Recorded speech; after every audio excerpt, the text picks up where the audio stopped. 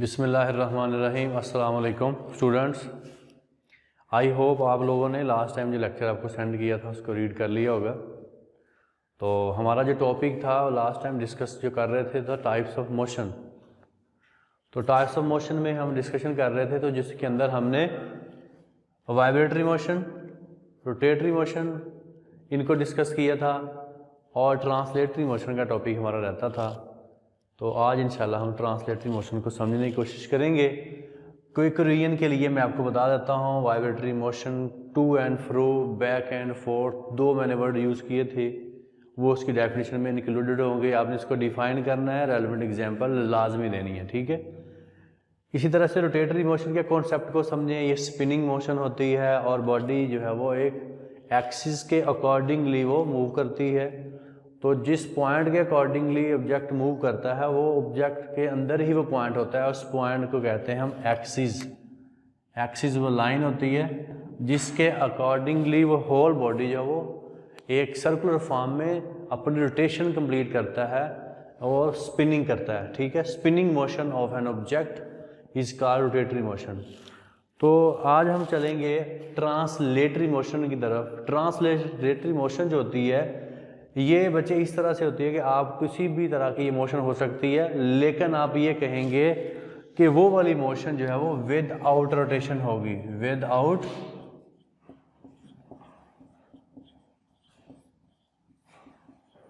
Rotation. Object move करेगा, वो line आपकी स्ट्रेट हो सकती है, वो लाइन आपकी कर्व्ड हो सकती है, वो लाइन आपकी जिगजैग हो सकती है। तो ट्रांसलेट अच्छा स्टूडेंट्स देखें, यहां हमने बात की थी रोटेशन की, यहां हमने बात की थी वाइब्रेशन की, यहां पे हम बात करेंगे विद आउट रोटेशन की। विद आउट रोटेशन के अलावा आपकी ट्रांसलेटरी मोशन जो है वो तीन तरह की हो सकती है। स्ट्रेट लाइन भी हो सकती है, वो कर्व्ड वे में हो सकती है, वो जिगजैग मैनर में हो सकती है, ठीक है। अब देखें बेटा, ये आपके पास ट्रांसलेटरी मोशन जो है वो थ्री वे में मैंने यहाँ लिख दी है। तो ऐसे ही इसकी थ्री टाइप्स हैं। ट्रांसलेटरी मोशन की खुद से टाइप्स हैं इसकी। तो अगर ये हम बात करते हैं स्ट्रेट लाइन की तो इसको बोलेंगे हम लीनियर मोशन। बात करेंगे कर्व्ड वे की तो कर्व्ड वे में आप जानते हैं सर्कुलर मोशन होती है। तो आपके पास सर्कल जो है वो curve curve curve curve curve curve curve मिलाए तो आपके पास सर्कल बनता है, ठीक है। तो सर्कल के अंदर जो मोशन होगी उसको हम सर्कुलर मोशन कहेंगे। उसका जिगजैग मैनर को कह सकते हैं इररेगुलर पैटर्न है। इररेगुलर पैटर्न जो है वो आपके पास रैंडम मोशन का आता है।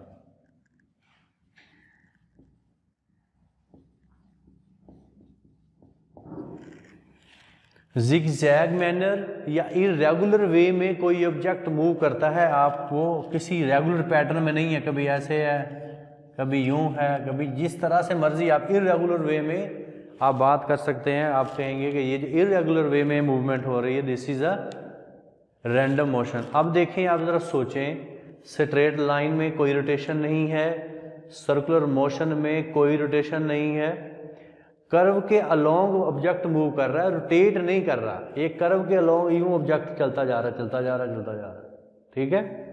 और रैंडम मोशन में तो रोटेशन हो ही नहीं सकती, ठीक है। ये तीन तरह का उसका वे था ट्रांसलेटरी मोशन में, स्ट्रेट लाइन, कर्व्ड वे, जिगजैग मैनर, ठीक है। तो स्ट्रेट लाइन मोशन को हम कहते हैं लीनियर मोशन। लीनियर लाइन से निकला हुआ है, स्ट्रेट लाइन, लाइन से निकला हुआ लीनियर मोशन। सर्कुलर मोशन जो कर्व के अकॉर्डिंगली है, जो कर्व के अकॉर्डिंग नहीं है उसका नाम रख दिया रैंडम मोशन, ठीक है। स्टूडेंट्स, आपने लीनियर मोशन की एग्जांपल, सर्कुलर मोशन की एग्जांपल्स, रैंडम मोशन की एग्जांपल्स आपके माइंड में आ रही होंगी।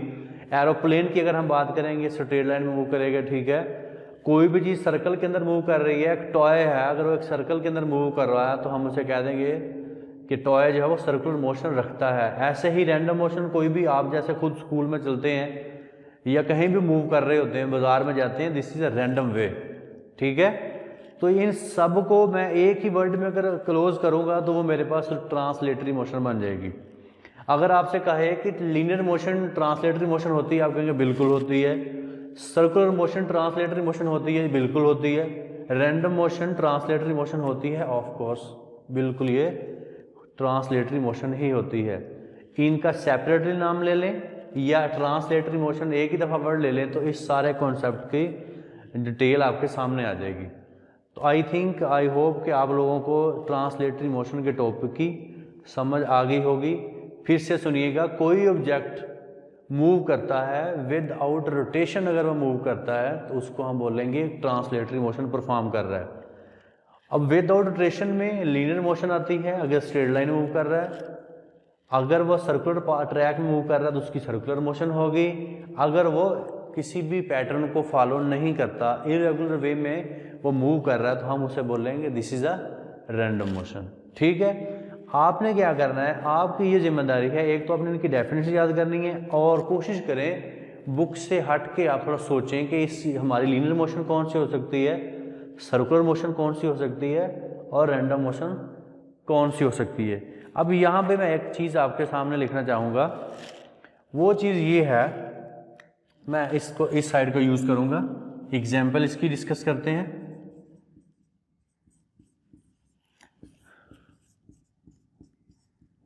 फेरस व्हील का आप टॉपिक पढ़ेंगे, ये आपको शॉर्ट क्वेश्चन भी आएगा एक्सरसाइज के अंदर।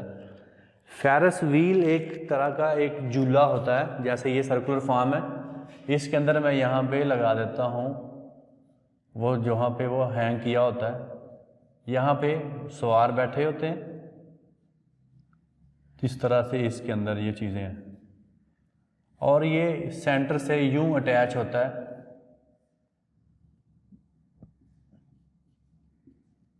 इस तरह से ये डोलियाँ इसको आमतौर पे बोल देते हैं। तो ये आपके पास इस तरह के झूले होते हैं, स्विंग्स होते हैं। तो इसके अंदर यहाँ पे ये जो आपको नज़र आ रही है सीट्स, इनके ऊपर अगर कुछ लोग बैठे हुए हैं इस एरिया में, ठीक है, इन लोगों की यहाँ पे जो स्टूडेंट्स बैठे हैं, कोई भी जो बैठा हुआ है यहाँ पे, उसकी मोशन होगी सर्कुलर।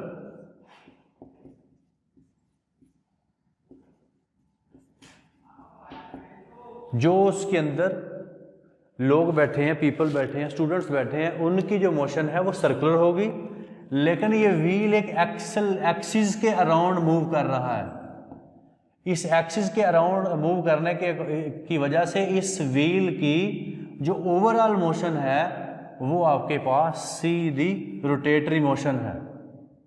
अगर इसमें मुसाफिर जो बैठे हुए हैं उनकी मोशन की बात करेंगे, वो सर्कुलर मोशन में, क्योंकि वो ये ट्रैक यूज करते हुए आगे बढ़ रहे हैं। लेकिन इस व्हील को चलाने के लिए आपको एक्सिस की ज़रूरत पड़ रही है, तो बॉडी इस एक्सिस के अकॉर्डिंग मूव कर रही है। तो इस ऑब्जेक्ट, ये व्हील की जो मोशन है वो रोटेटरी मोशन है, और ये जो उसके अंदर मुसाफिर लोग बैठे हुए हैं, जो उसके अंदर बैठी हुई सवारियाँ कह लें आप, उनकी जो मोशन है वो सर्कुलर मोशन है। ये आपने इसको याद रखना है। मैंने ये क्वेश्चन आपको एक्सरसाइज का जो सॉल्व भी करवा दी है।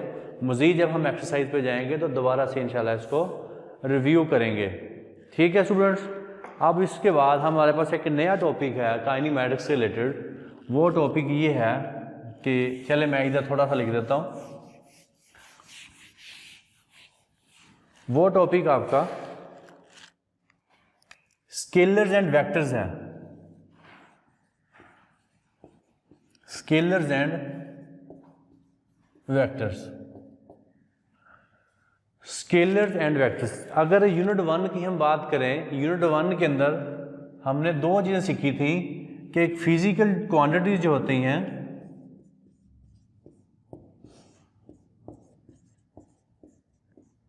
फिजिकल क्वांटिटीज के अंदर दो चीज़ें हमने पढ़ी थी। एक पढ़ी थी हमने मैग्नीट्यूड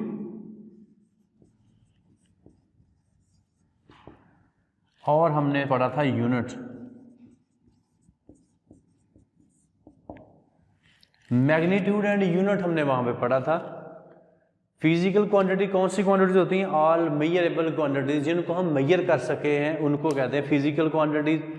अब फिजिकल क्वांटिटी के यहाँ पे हमने दो कैरेक्टर पढ़े थे, एक उसकी मैग्नीट्यूड होती है, न्यूमेरिकल वैल्यू होती है, और एक उसका यूनिट होता है जिसमें उसको मेजर करना होता है। अब यहाँ पे वेक्टर्स और स्केलर्स के टॉपिक के अंदर हमने एक चीज़ और देखनी होती है, वो जो हमने चीज़ देखनी है उस चीज़ का नाम है डायरेक्शन। डायरेक्शन का मतलब सिमत, कि आप अगर किसी चीज़ को अगर मूव देखते हैं, उसको साथ डील करते हैं, तो अगर आपको डायरेक्शन की ज़रूरत पड़ती है या अगर आपको डायरेक्शन की ज़रूरत नहीं पड़ती है। अगर आपको डायरेक्शन की ज़रूरत पड़ती है तो हम उसे कह देंगे this is a vector quantity. अगर डायरेक्शन की ज़रूरत नहीं पड़ती फिर हम उसे कह देंगे स्केलर क्वांटिटीज़। आप कहेंगे सर ये कॉन्सेप्ट हमें क्लियर नहीं हो सका, थोड़ा क्लियर करें। चले मैं आपसे एक दो क्वेश्चन करता हूँ, इंशाल्लाह फिर आपको क्लियर हो जाएगा। देखें, आप अगर आपको कहा जाता है कि आप अपने टेबल के ऊपर कोई भी चीज़ पड़ी हुई है, ये मेरे हाथ में मार्कर ही है, मैं इस मार्कर को फोर्स लगाना चाहता हूँ, ठीक है, तो मेरे माइंड में एक बात आएगी। अगर आप ये काम करेंगे आपके माइंड में बात आएगी कि अगर मैं फोर्स लगाऊंगा तो मुझे कौन सी डायरेक्शन में सिमत में लगानी पड़ेगी, ठीक है। जब ऐसी सिचुएशन, ऐसा कॉन्सेप्ट या ऐसा क्वेश्चन आपके माइंड में आएगा कि हम कौन सी डायरेक्शन के अंदर फोर्स लगाएंगे, उस वक्त हम उस क्वांटिटी को बोलेंगे वेक्टर क्वांटिटी। अब फोर्स है, मैं इसको लेफ्ट से या राइट से मूव करवाऊंगा, अप से डाउन से मूव कराऊंगा, मुझे बताना पड़ेगा कि मैं अब इसके ऊपर फोर्स लगा रहा हूं तो किस डायरेक्शन में लगा रहा हूं। इसे मैं अपनी तरफ खींच रहा हूं या इसको दूसरी तरफ पुल कर रहा हूं, पुश कर रहा हूं, ठीक है, लेफ्ट पे, राइट पे, अप डाउन, किसी भी सिमत के अंदर मैं इसको क्या कर रहा हूं, इस फोर्स को एग्जर्ट कर रहा हूं। मुझे ये डायरेक्शन बताना पड़ रही है, ठीक है। अगर मैं डायरेक्शन नहीं बताऊंगा तो ये वेक्टर क्वांटिटी नहीं है। अब हम बात कर लेते हैं स्केलर क्वांटिटी की। स्केलर क्वांटिटी के अंदर ये होता है कि आपको जस्ट किसी भी फिजिकल क्वांटिटी के बारे में उसकी न्यूमेरिकल वैल्यू, जिसे हम मैग्नीट्यूड कहते हैं, और उसका जो रेलेवेंट जो यूनिट होता है वो डिस्कस करना होता है। अगर सिर्फ हम उसकी न्यूमेरिकल वैल्यू को डील करते हैं तो फिर हम उसे बोलेंगे स्केलर क्वांटिटीज़। मिसाल के तौर पे अगर मैं बात करता हूँ टेम्परेचर की, तो टेम्परेचर के बताते हुए मुझे ये नहीं बताना पड़ेगा कि मेरी इस डायरेक्शन में, मेरे लेफ़्ट पे, मेरे राइट पे, मेरे अप, मेरे डाउन, मेरे इन फ्रंट, बिहाइंड इतना टेम्परेचर होगा, अगर मैं थोड़ा सा इधर हो जाऊँ इतना हो जाएगा। ओवरऑल अगर हम अपने सन के लिए अकॉर्डिंगली बात करते हैं तो मुझे डायरेक्शन की ज़रूरत नहीं पड़ेगी। हाँ, आप एक बात कह सकते हैं, वहाँ पे हो सकती है उसकी इंटेंसिटी ज़्यादा हो, टेम्परेचर अगर ज़्यादा है तो आप मतलब दूर हो जाएंगे, अगर टेम्परेचर कम है तो आपको फ़र्क नहीं पड़ेगा। वो डायरेक्शन से रिलेट नहीं करता, वो इंटेंसिटी से रिलेट करता है, उसकी मिकदार ज़्यादा है, आप बियर नहीं कर पा रहे इसलिए आप मूव कर रहे हैं। डायरेक्शन नहीं आपको बतानी पड़ेगी इस डायरेक्शन में इतना टेम्परेचर होगा, इस डायरेक्शन में इतना टेम्परेचर होगा। अगर आपको इन शॉर्ट में ये कहूँ कि अगर आप लोग या आप देखें कि अगर आप किसी चीज़ को डिस्कस करते हैं फिजिकल क्वांटिटी को, वहाँ पे डायरेक्शन का कॉन्सेप्ट अगर आ जाए तो आप कह देंगे कि ये जो हमारे पास फिजिकल क्वांटिटीज़ हैं इनको हम वेक्टर क्वांटिटीज़ बोलेंगे। और अगर हमारे पास हमें डायरेक्शन को डिस्कस करने की ज़रूरत ना पड़े तो फिर हम उसे बोलेंगे स्केलर क्वांटिटी। अब स्टूडेंट मैं थोड़े से इसको और एडवांस करता हूँ। चलें आप लोग, रिप्रेजेंटेशन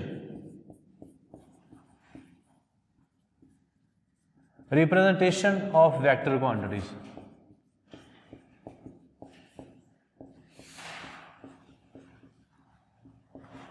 आपको वेक्टर को रिप्रेजेंट कैसे करवाना है, ठीक है। तो इसके हवाले से चलें ये टॉपिक हम कल डिस्कस करेंगे, तो नहीं तो फिर ज़्यादा हो जाएगा। आपने बेटा आज जो लर्न करना है, आज जो रिवाइज करना है, उसके लिए आप ये करेंगे कि आपने टाइप्स ऑफ मोशन के टॉपिक को रिवाइज करना है और ये वेक्टर एंड स्केलर की डेफिनेशन डिस्कस करनी है। बाकी इंशाल्लाह हम कल देखेंगे। अल्लाह हाफिज़।